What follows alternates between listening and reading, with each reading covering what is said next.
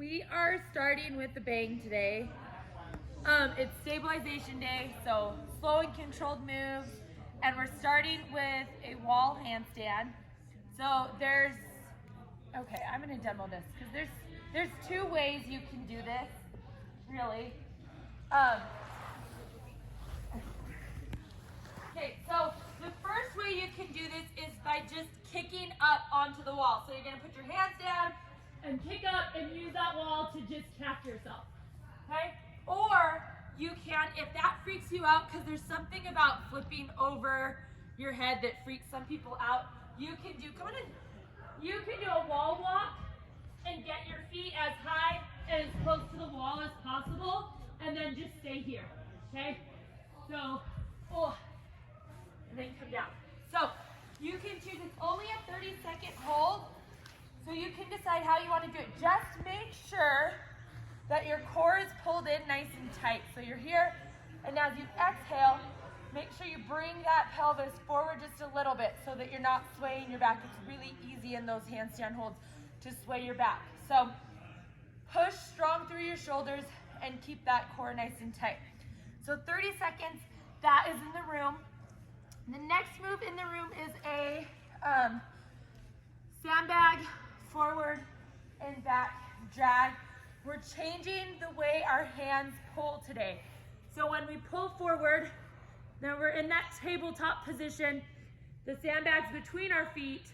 We're gonna pull forward with our hand up, and then as we go back, you're gonna switch and have an underhand grip and pull that back. So that pull back should be bicep. That pull forward, you should get some good delt and shoulder action, okay?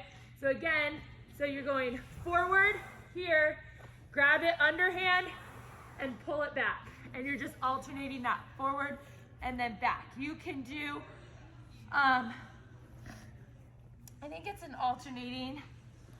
So it's 5 to 6 on each side. So you can do all 5 or 6 on one side, or if you want, you can do 10 to 12 alternating, whatever feels best for you guys. Then we come out here and we have an inchworm push-up into a dumbbell reverse lunge clean. So same thing as the sandbag, that dumbbell's gonna be between your feet, okay? You're gonna inchworm out, okay? And then you're gonna come in, sit that butt down so that you're in that squat position, grab that dumbbell, okay? Clean it as you reverse lunge on the same side, and then come up, put that dumbbell down, and then inchworm out again, just to here. Take a second here and hold that plank, okay? Drop those shoulders down, engage that core, come in, grab that dumbbell, same leg goes back into reverse lunge, and then come up. Same thing with the sandbag. You can do all 4 or 5 on one side, or you can alternate, okay? Is there a push-up? No. So you can add one if you want. So it's just inchworm out and then inchworm in, stretching. So that hamstring. Then we have the dumbbell, I guess I can use the board now. We have the dumbbell skater balance with a push out. I'm not using that one. Okay, so we've got our dumbbell. We're going to skater.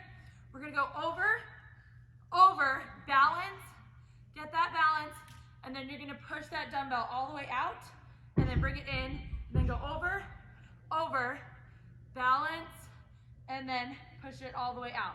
So you're gonna do that. You're gonna do 6 to 8 on each side. So obviously the other side would be over, and then over again on this side, and balance as you bring that dumbbell out. With this, okay, when you go to bring that dumbbell out, that is your exhale, so that when you're exhaling, you're pulling that core in and you're stabilizing that pelvis with your core as you bring that weight out in front of you. So make sure that you're breathing, and then as you get to this spot, you're exhaling out, supporting all that weight out in front of you with your core. Then we have just a single leg squat, or also known as a pistol squat, which I can't do, so I will try and demonstrate. but you're gonna have one leg out in front of you, okay?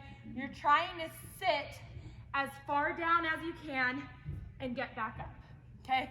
If you can't do it, you can use the goalpost here to kind of help you. You can have one hand on the goalpost, okay, and go down, and then just use it a little bit to get you up. Or we have the benches. You can do basically like a single leg squat onto the bench. So you're gonna go here, sit down until your butt hits that bench, and then come back up. So try it the first way if possible, but if your knees are caving at all, or you feel like you're putting a lot of pressure on your hips, pushing out, then just go and use the goalpost or the bench, okay?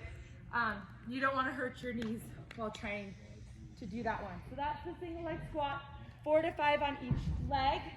Then we have a kettlebell hinge walk. So we have our kettlebell, okay? We're just taking small steps forward, and every time we take a step forward, we're hinging and then coming back up. So it's basically like a single leg deadlift, and then step forward, hinge back, keeping that back nice and flat, and those shoulders back, don't let them round as that weight comes down, and you're just gonna go down. You don't have to take the kettlebell to the ground. If your flexibility in your hamstrings only allows you to go here, then that's where you stop and you come back up, okay? So you have 16 total of those, alternating your steps. Then you have a kettlebell supine knee tuck with a crossover. So we're here, okay? Okay, make sure that when you start with your exhale, making sure that your back is in contact with that ground. You're gonna take that kettlebell out overhead as your legs go out, and then come in, and it's gonna be to one side.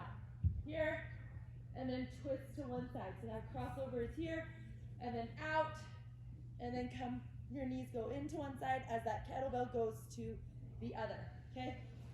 You can also take this into a single leg. If you feel like when you go out here, your arch is really bad, then you can go into a single leg and just do the same thing, okay? So, you got 12 total of those. Then we end with tuck jumps. So we're here, okay, feet are on the ground. We're just coming up and landing nice and soft. So you're going to give when you land. You're not gonna land straight leg, okay? When you land, let your legs give. Let those knees absorb some of that shock, okay? 1 to 2 field laps after that, and then start back at the top.